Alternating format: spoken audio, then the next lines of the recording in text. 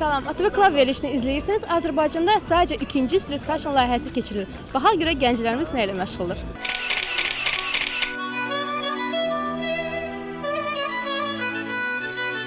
Bu ideya sizə hardan yarandı? İnternetdə baxırdım, yəni maraqlı gəldi xaricdə geyimləri və bu küçə modası və ondan sonra qərara gəldim ki, Azərbaycanda da bunu eləyək. Street fashion'ın, yəni küçə modasının əsas məqsədi odur ki, insanların yəni geyim tərzlərini yeniləmək və yeni həyatın, yəni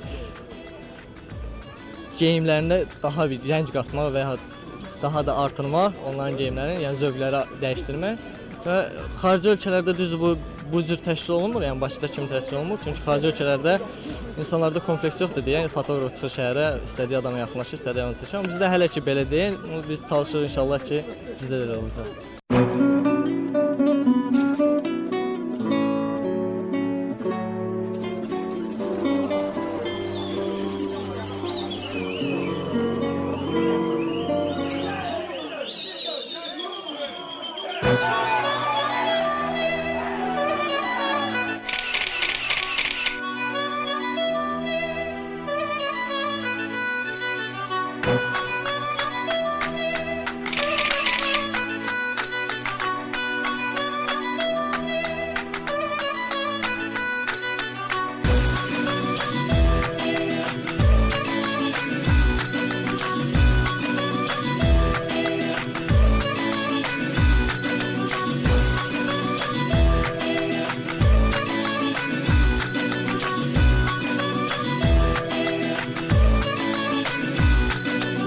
Bildiyim kimi bu sizin artıq ikinci layihənizdir və demək istəyirəm, birinci layihəniz nə ilə fərqlənir ikincidən?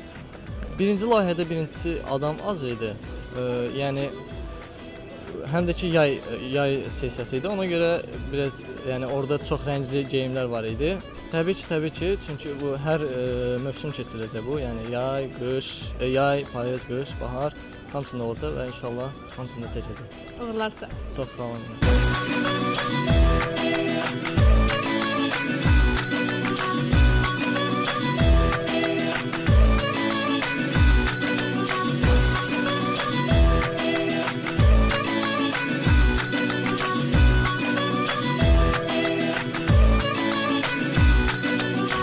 ATV Club verilişini izləyirdiniz. Ümidvaram ki, süjetimiz ürəyinizcə oldu.